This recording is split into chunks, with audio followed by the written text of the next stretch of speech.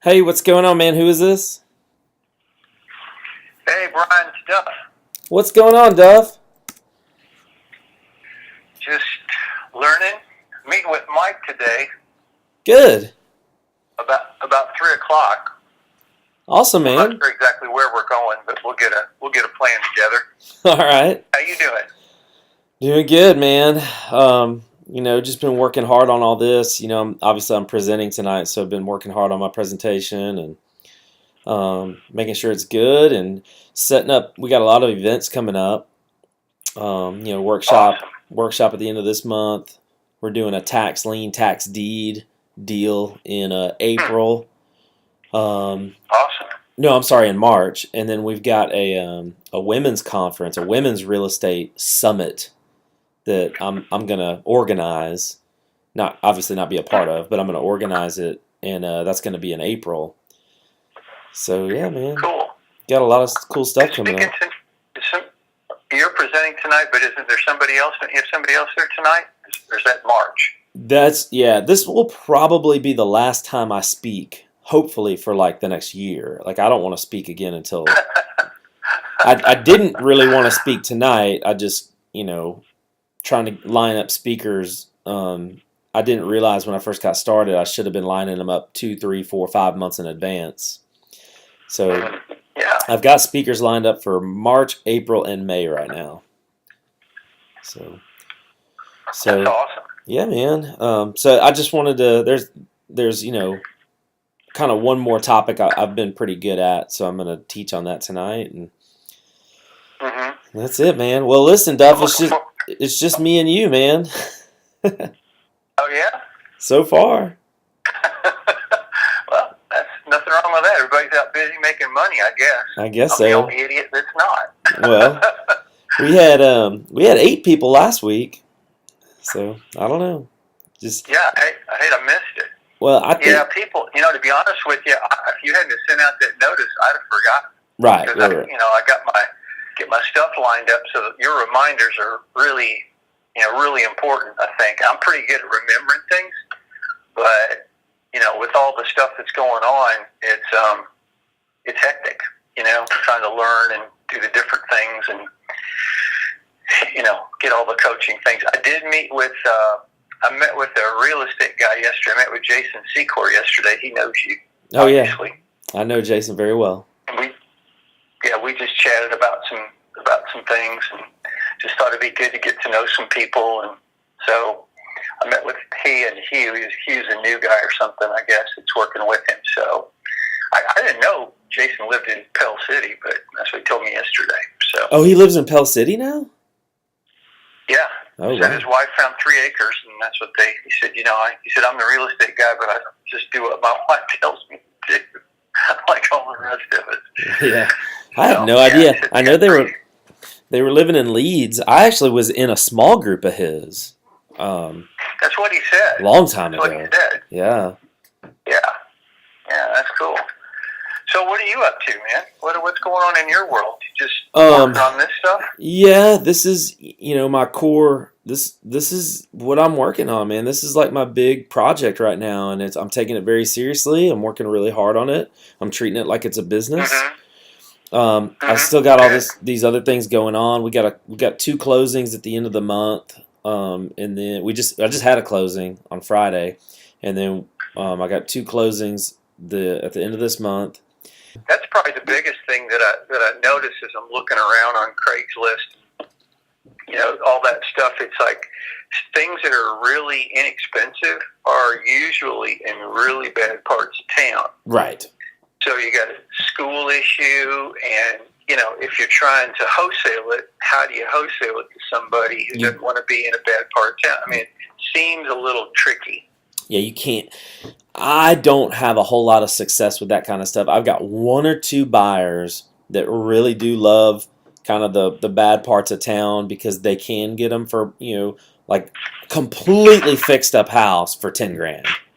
Yeah, yeah, So that's kind of how that goes. So I would just yeah, keep I would encourage you just to continue to learn, which I know you're doing as yeah, much as you possibly yeah. Oh can, yeah, And the more you can get to know these areas, and the more you get to know what they're selling for. And here's something you can do too. There's one guy. I'll send you his contact information. There's one guy who wholesales in Birmingham, but he lives in Colorado, and he's done pretty well. He's done really well, actually.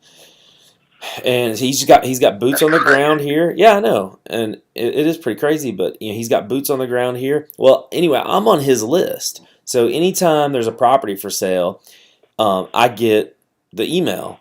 But he's one of the few. There's only a couple of them that do this. This particular guy will send out another email once he sold it and say, "Hey, this one got sold. Sorry you missed it." That kind of thing.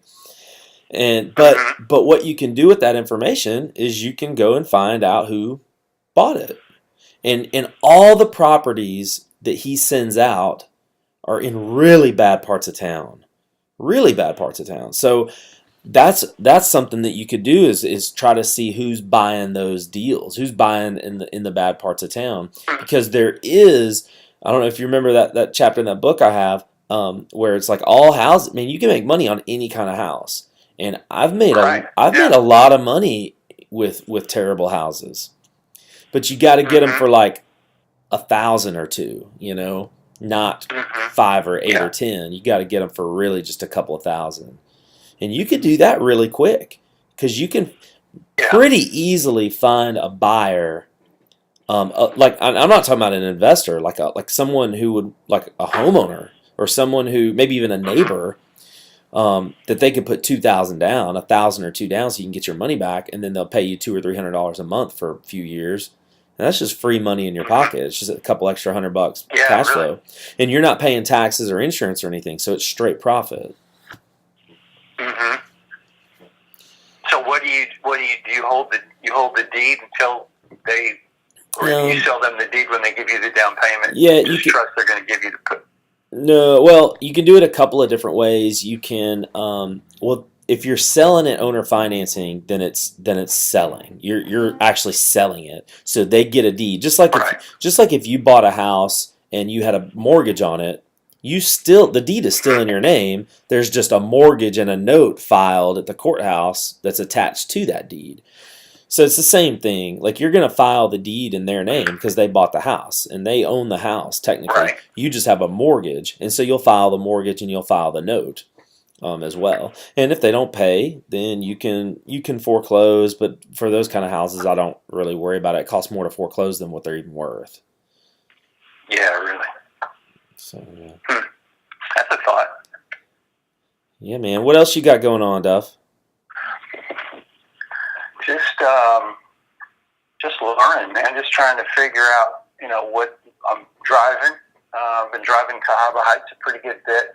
Man, it's all over the board up here. I mean, they got expensive homes, dumpy homes and things like that. So I'm thinking about doing like a selected, like creating a card or something, and just doing a selected mailer to just certain addresses. Sure. Just do little chunks at a time. Do like 3 or 4 streets at a time, something like that. So I don't spend $7 billion on that stuff.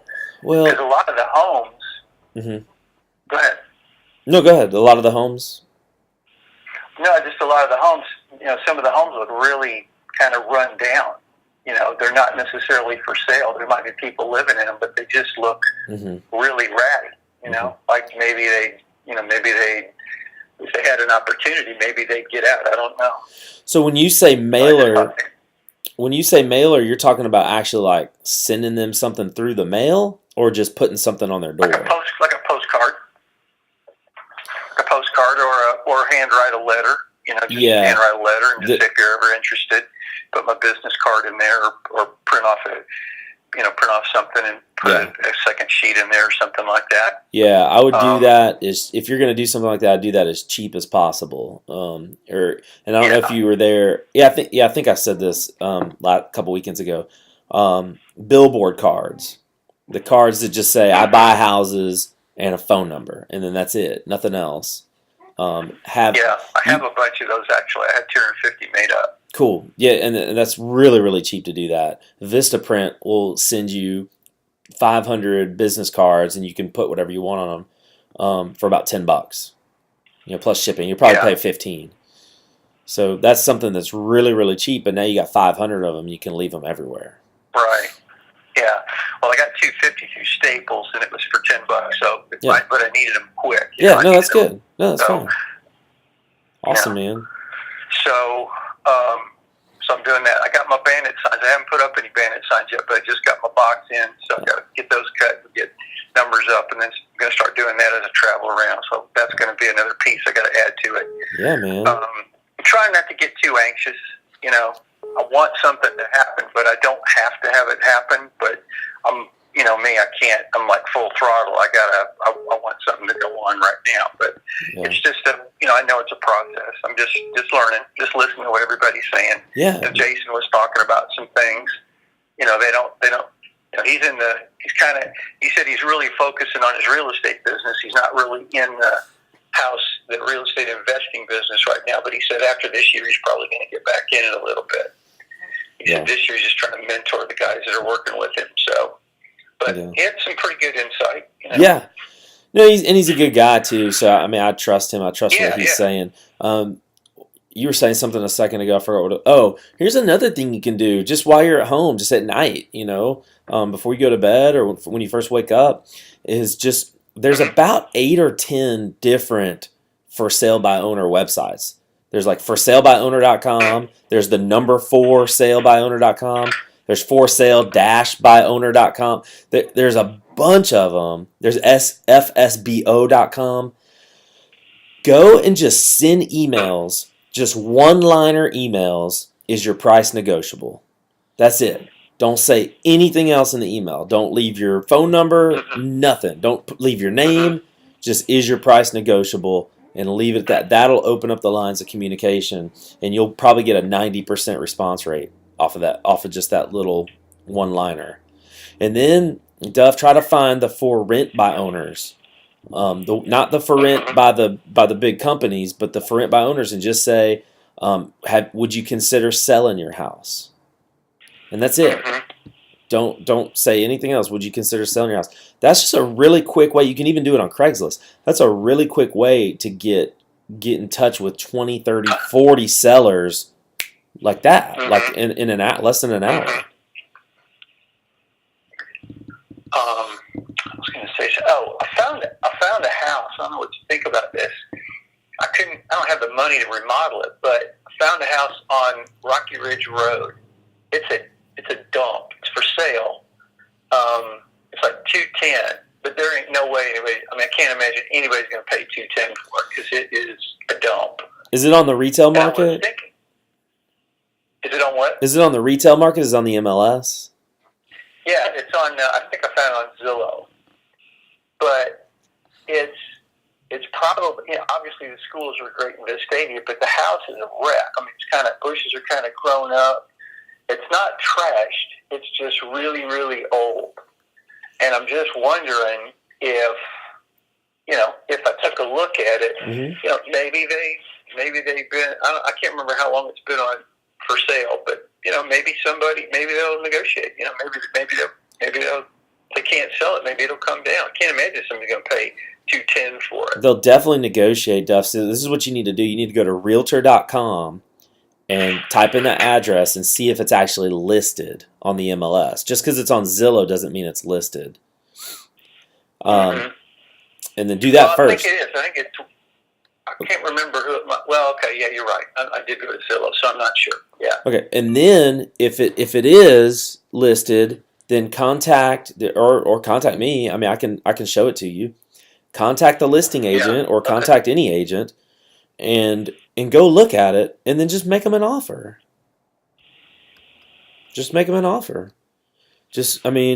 Usually, if for an area like that, you want to offer about between 65 and 70% of what you think the after repair value would be, and then you need to subtract off repairs from there. So if you think it might be worth $300,000, you're going to be at around $200 or $210 right off the bat. And then if it needs $50,000 in repairs or $80,000 in repairs, your offer's going to be like $120, $120, $130. And just tell them it'll be Well, it's a little trickier with stuff that's on the MLS. If you say it's going to be an all cash closing, then they need like a proof of funds letter. If it's on the MLS, you need all that. But but if you get a sense that they'll negotiate, or just call the listing agent and just ask them. I would the first. I think Joe said this on that Saturday. Call the listing agent and just if it's been on the market for any period of time, call the listing agent and just try to get information. Just, hey, I saw this house. I know it's a little bit of a wreck. I'm a real estate investor. I might be interested. Would your client possibly be interested in a lower cash offer from an investor? Just ask them something like that. And if the answer is yes, then go out there and look at it. And or and talk to them further, and try to get a little bit more information. I've got a ton of buyers, and I can definitely point you in the right direction for people that would want to buy a house over there in Vestavia to flip. So it's more the acquisition than it is the buying side. The buyers are everywhere. Right. Well, I know the guy owed. Well, he bought it for $70,000. So. And he's had it a long time. It's a guy and his wife. But it just looks ratty. It just looks. And that's why it's probably been sitting there. And that's the perfect. Yeah. That's the perfect kind of house for an investor. Yeah. Okay. I'll do that today. All right, Duff. Hey, I'll call on that too. Got a couple other people that have joined us. I'm gonna try to unmute them as well. Man. Definitely stay on. If you have a question again, when we get done, I think you hit 5-star. I think I just figured that out. Last time I couldn't figure it out. Just hit. Ask a question. Yeah, if you want to ask a question, hit 5-star. Okay. All right. Cool, man. All right. Am I still on? Oh, whoops. Sorry, Duff. I just muted you. I was just gonna unmute. Who is this? Are you there with me? The phone number that ends in 0044? It's Kimberly Jackson. Hey, Kimberly, how are you today? I'm good. How you doing? I'm doing good. What are you doing right now to get going? I'm in the middle of a house that we just put on the market that we're selling. So we are purchasing and rehabbing. So I am interested in getting on people's buyers list. Awesome. That's we are trying to network with and be potential buyers for those wholesalers out there. Awesome. Are you coming to our meeting tonight? I won't be able to. I'm going to still try to make it. My husband has to work late. Normally he keeps the kids, so gotcha. We're trying to work it out. But so this I may not. Strong possibility I may not be able to make it this month. This is what I'm going to be doing for starting tonight, and from now on. There at the sign-in table. There's a sheet of paper that says, I'm a buyer. I want to be contacted by wholesalers when they have properties. And then you just put your name and email address. And then there's another sheet that says, I'm a wholesaler. I want a buyer's list. I am literally going to scan in the buyer's list and send it to all the wholesalers. Okay. I'm going to do that at every meeting. So try the best you can if you come to put your name on that list. And there's so many wholesalers out there right now that I'm training that they're out there, and obviously we do it too. And then there's so many buyers out there as well. So it's just a really good place to try to connect. And what my vision for this meeting and for this REIA is to do deals. We want to do deals. We want to encourage people to do deals. Networking is important, but what I've found is when people network, they really just like talk about like kind of everything but real estate is what it ends up being, and just kind of like shooting the breeze. And it's like, well, we want to encourage you guys to do deals for sure. So that's why I wanted to put kind of two people together, put the buyers and the sellers together, and so more deals can go on and happen. So Kimberly, you said you're doing a flip right now. Yeah, we just finished one in Winewood, cool, in Center Point. Yeah. We just saw on the market a week ago. And we have a couple of other ones that we're waiting on our realtor to tell us when it's going to get listed so we can potentially bid on those. But yeah, I mean, we get a lot. I mean, our deals right now have just been through the MLS. Mm-hmm. So if we can bypass that process and just work with wholesalers, it'll just save time and it's, Yep. win-win for both sides that way. Totally with you. I totally agree. Yeah. It's hard. That's the hardest part right now is the deal, is finding the deal. It's just kind of what I've found, and you just got to put yourself out there. If you got an extra, maybe $500 to $1,000, try to start a marketing campaign, some sort of marketing campaign, and try to get direct to seller. Yeah. And I guess you guys have full-time jobs as well. Yeah, but I'm off work until April, so I got some time to. Okay. I mean, I've had some time. Obviously, we just got started a year ago. It's our second flip. That's awesome. So we've just been kind of walking through, teaching our contractors our way of doing business, which has taken a lot of time, obviously. Just training people to work with us the way we need them to work with us. So that's where most of our time is dedicated right now. But I'm trying to hire an acquisition person to be able to, get those leads coming in, ask the right questions, determine if it's a good deal, then go out and walk the property, do the repair estimate, and they always come to me and say, hey, we need to bid on it. Right. So that's where we are. Cool. So. I think what do you think is your biggest challenge right now? What do you think? What do you need the most help with? Trying to find the deals? I need the most help with getting the deals and getting someone to put those offers out there. 20 a week or 5 a day. Kimberly, that type of volume. That's got to be you, though, don't you think? It got to be me. Yeah. If I master it and then train somebody to do it. I mean, I'm doing it now, but mm-hmm. I want to be managing it. I don't want to do the work. Okay. I mean, not that I don't want to do the work, but I understand. I would rather hire somebody to do it. Yeah. So this is your second flip, right? That you're doing right now? Yeah. So the guy, he's going to be speaking in. Put it on your calendar now. He's speaking. He's speaking in April. Is Matthew Gregory. And he's probably doing more fix and flips in Birmingham than anyone, at least that I know. He's got about 23 going on right now at once. Okay. He does all his acquisitions. And you know why that is? It's because when a deal comes up, if it is a good deal, if it comes up for sale, you got to act immediately. A lot of times you don't have time to sit here and wait for your contractor to get you an estimate and wait for this guy to go, oh yeah, it might be a good deal. Let's get our contractor out there. Okay, yeah. Usually, if it's a really good deal and it hits the market, it's gone in 24 hours. True. Yeah. So that's just a really tough. And I'm not saying it's impossible. That's a really big challenge though, to try to go from, try to give up the acquisition. I would try to delegate everything else. Acquisition and sales, I would try to keep in house as much as I can, because that's the crux of your business. That's trying to make sure you get a good deal and finding the good deal.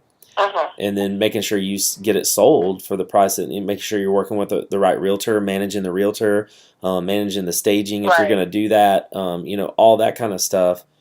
Is I think Matthew would be a great resource. He's gonna. Well, I know you said you probably can't come tonight. He is. He's going to be at one of our rehab station tonight as a mentor, to be there to answer all questions from rehabbers and flippers that are either getting started or like you guys have done a couple and stuff like that. So he is like the single best resource I know of in Birmingham as far as that stuff goes. Okay. I'm gonna try to make it. It starts at 6, right? Yeah, I'm gonna start speaking at 6:30. Networking can start as early as 5, so you can get there any time. And then obviously afterwards as well. I'll probably be done speaking around 8:15 or 8:30. So that'll leave 45 minutes for more networking at the end as well if you want to show up a little bit later. Okay. All right. I'm glad you joined us. There's only a few of us this week. I had 8 last week, and now there's only 3. So I don't know. I guess anytime you do stuff for free, it's people don't value it as much, and I get that. But just trying to offer a service. We may not end up doing this long term if there's not that much interest in it. But just trying to do everything I can to help people get out there and do deals. Right. Yeah. So you have an acquisition person. I can't remember the gentleman's name. He was there last month. Right. So what is his role in your business? Right. So it started out that way. He's not really the acquisitions person anymore. He's really he manages the whole thing. So just kind of how my businesses are structured. I'm a big believer in kind of what you were alluding to earlier. I'm a big believer in starting true businesses where I don't have to actually be there and they still make money. Right. And I get that. So when I started Alabama Cash Deals, it was all me, and I learned it and I perfected it. But that was over the course of about 50 deals, and then I was able to hand it over to someone else because I knew exactly. I already had the process written out. I don't know if you know Michael Gerber, the book, The E-Myth. Michael Gerber wrote it. Yeah, exactly. Yeah, talking about how you gotta work on your business just as much as you work in your business. So I spent a lot of time working on it and getting processes in place. But that was after like 50 deals and perfecting the process, not after 2. Yeah. It's a huge, huge difference. We think, even me, I thought I knew everything after the first year, and you end up learning so much more. Even when it comes to finding deals, we've kind of got that. I've got that kind of automated now because we do our own marketing. So if you're not doing your own marketing, then it's got to be you. There's nothing else it can be. And if you're relying on the MLS, it has to be you. That's kind of what I was trying to say earlier. There's when a deal, if it's a truly good deal, whether it's a HUD property or an REO or whatever, just when a great deal hits the MLS, it's gone. It's gone. And the only other time you can get a great deal in the MLS is if something's been sitting there for 6 months and then you just go in and you just make them a really, really low offer and you get lucky. That's the people I've seen have success get really, really good deals off the MLS. So the way my business was structured, after a couple of years, I really perfected it. And then I did have an acquisitions manager. He was just handling the leads once they came in, and he was going in, putting houses under contract. But again, these are for sale by owner type of houses. These aren't. Right. This is stuff that like nobody knows is for sale. I wasn't competing with a ton of people. Like if you're on the MLS, you're competing with everybody. And so eventually, I just kind of turned the whole business over to him. He runs the whole show. I really don't do anything at all. And so then I started another business. I started a brokerage. Started 205 Realty, and I built that up a little bit. And now I have a broker, and the broker handles pretty much everything. And I do stuff when I have my own listing, but he does everything. And so that's when I started this. I started the AlaREIA. This is my business now. I'm 100% focused on it. I'm not focused on anything else. Obviously, I'm going in and overseeing and making sure that our other businesses are performing, but I'm not spending a ton of time on them. That's just kind of how I've was trained to do it.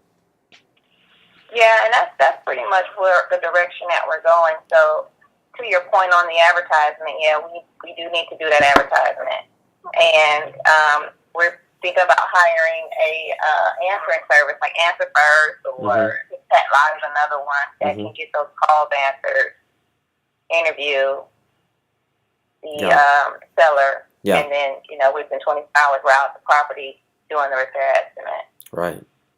And that's a lot. That's way more realistic because you're talking about working with a for sale by owner. You're not working with you're not competing with literally 100 other investors that are trying to get these deals on the MLS. I was just saying that right up until this point, everything has been searching the MLS, build a relationship with realtors. Tell me when you have this, tell me when you have that. Right. but the route we want to go is the bandit sign, is direct mail, Gotcha. and the answering service that way. Yeah. Start slow. The best advice I got Yeah. with you for that is start slow and start with one thing. Don't try to do a ton of different things at once. Start with one thing and just kill it. Do a little bit at a time. Maybe spend a little bit on this, and then a little bit more the next month, a little bit more the next month, and then also you need to figure out, how many can you handle at once? How many can you guys do at one time? And then there's anytime you do your own marketing, there's always the potential. Even if your ultimate goal is to fix and flip, you got a ton of potential to make a lot of extra money through wholesaling. You can wholesale some properties that say you're full. Say you can only do 2 or 3 at a time, and you got a 4th or a 5th that come in. So there's a lot of great opportunities when you do your own marketing. It can just get really expensive. So you got to. Yeah, and the way we're preparing for that is we've been interviewing, even though we don't need contractors right now, we've just been interviewing contractors just to have them in our back pocket, and we're working on private money. Working on finding what now? Private money lenders. Oh, yeah. And friends and family. Yep. So. I got a guy in May coming to talk about how to raise private money right here in Birmingham. So he's local to Birmingham, and he's been doing it for a really, really long time. So yeah, that's awesome. I think that you're on the right track. You just got to be patient and keep working hard, and that's what it takes. Most people don't realize how much work it actually is. And you guys are doing it. It's awesome. Shoot me, if you don't mind, email me the address of the house you're about to put on the market, or you just put on the market. I want to see it. Okay, awesome. I will do that. Thanks, Kimberly. I'm going to open it back up the line for Duff. You're welcome. Hey, Duff, you're the only other one. Do you have a follow-up or anything, or I'm going to go ahead and end the call? It's up to you. Well, actually, I was going to ask you I don't know if you want to or not, but that house I was telling you about is a Remax house. Okay. And if you got time in the next few days, I'd like to go look at it with you. Just have you kind of walk me through it, if nothing else. Do this first. Call the agent and ask them that question that I told you to ask them. Okay. Just say, hey, first look and see how many days it's been on the market. And it should tell you there somewhere on Realtor.com. It should tell you how many days on market. 68 days. How many? 68. 68. Okay. So you're kind of in the fuzzy range. People don't get really and truly motivated until after about 90, till after about 3 months. Right. But you can still call them and ask them. I'm positive that they have gotten tons of cash offers from investors that have been low. If anytime a house is in a really good area like that and it's on the MLS, they're gonna get 20 offers from investors, because a homeowner's not gonna buy that house if it needs that kind of work. Homeowners want move-in ready. Yeah, this is. I mean, it's 85% clean. It's just really, really old. Yeah. Carpeting in all the rooms are all different colors. It's got wood, old tongue and groove wood paneling on the walls. Cabinets are those real thin cabinets with those old, real thin handles on them, kind of pointy at the ends. I mean, it's just old. Gotcha. Well, your next step. I'll make the call. Yeah, your next step is to call the realtor and just try to speak with them and just ask the question. Hey, I'm an investor. I was just curious I would ask the question, why do you think it hasn't sold? What do you think it needs in work? And then ask that question. Hey, well, I'm an investor. Would your seller consider a lower cash offer? A lower offer if it was cash and it closed pretty quick from an investor. Just ask them that question and see what happens.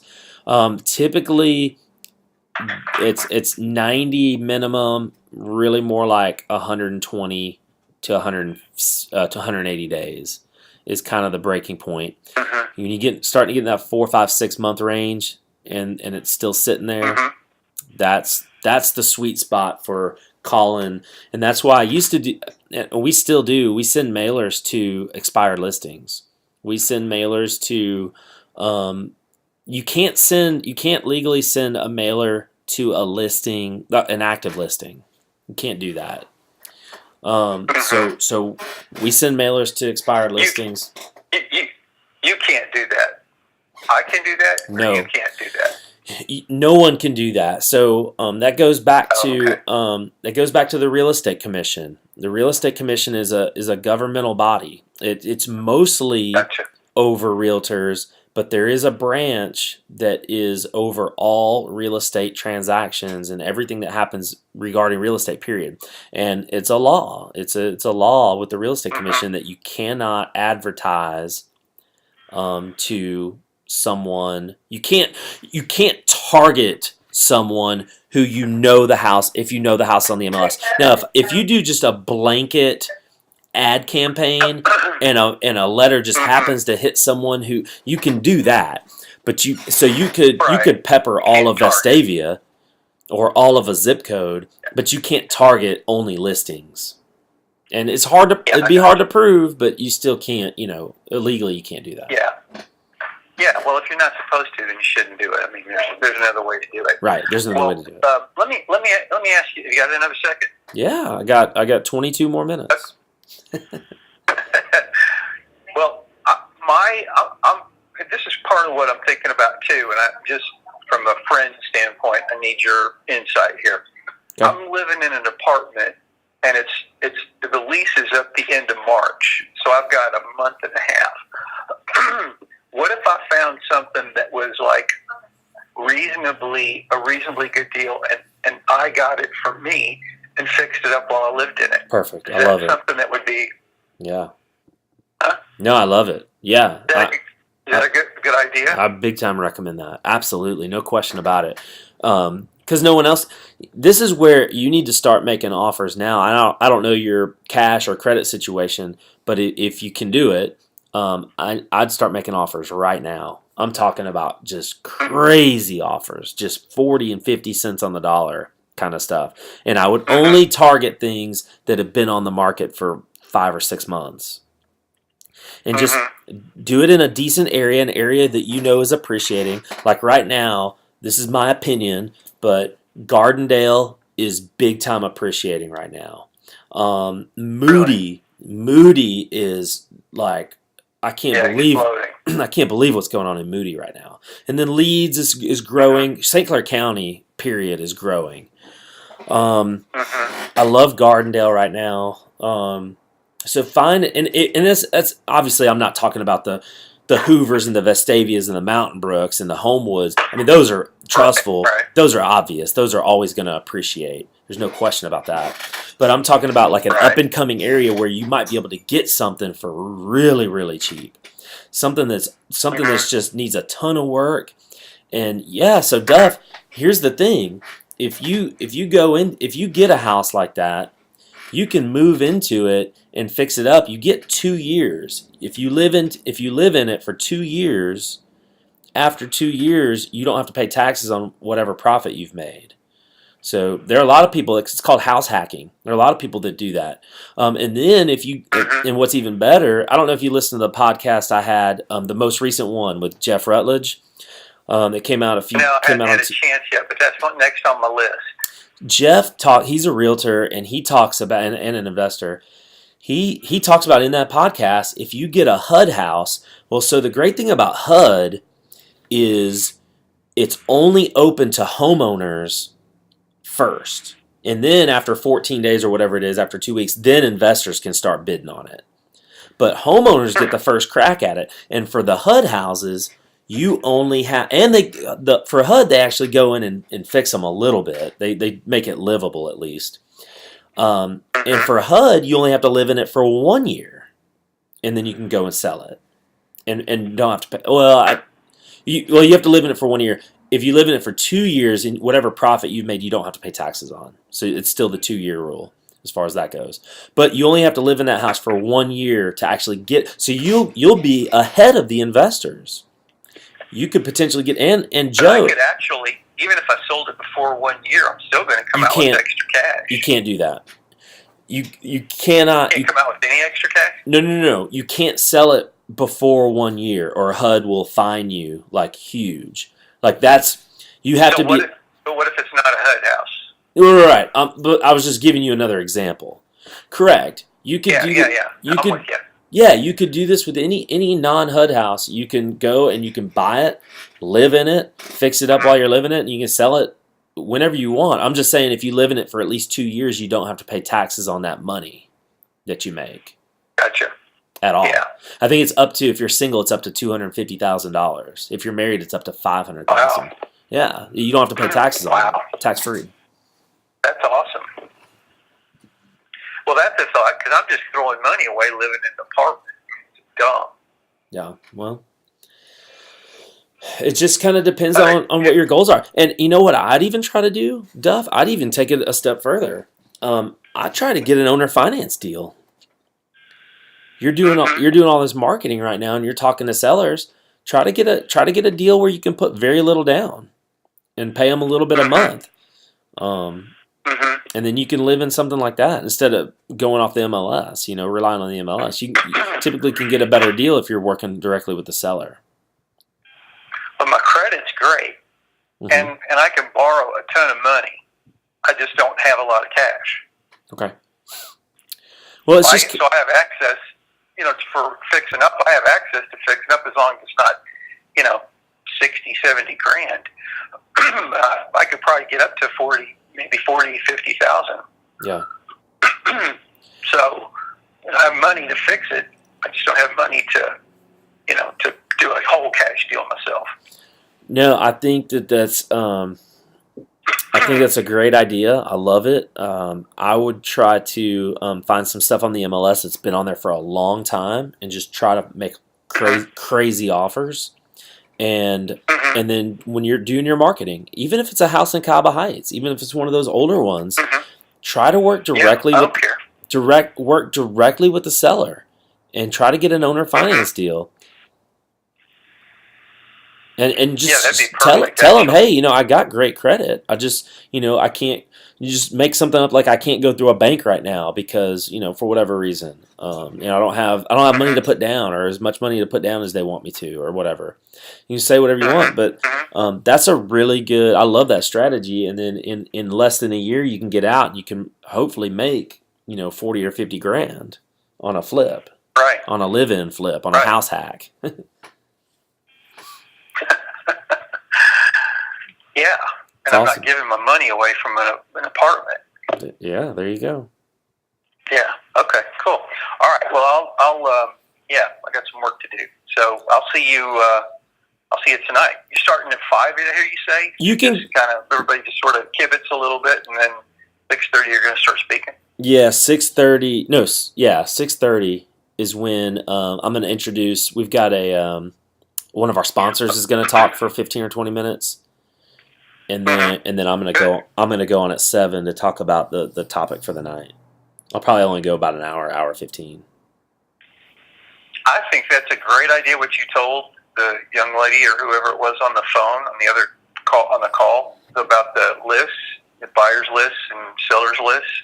I think that is a great idea because this is a perfect opportunity for people to meet people who are doing things. But if you don't know kind of what they do, you could be talking to the other wholesalers all night long, which is not a bad thing. But if you're trying to meet other buyers, that's really why wholesalers are there, I would think. Yeah, no doubt. And money people too, people who have funds, finances, or whatever. So yeah, that's a great idea. Awesome, I like that idea a lot. Awesome.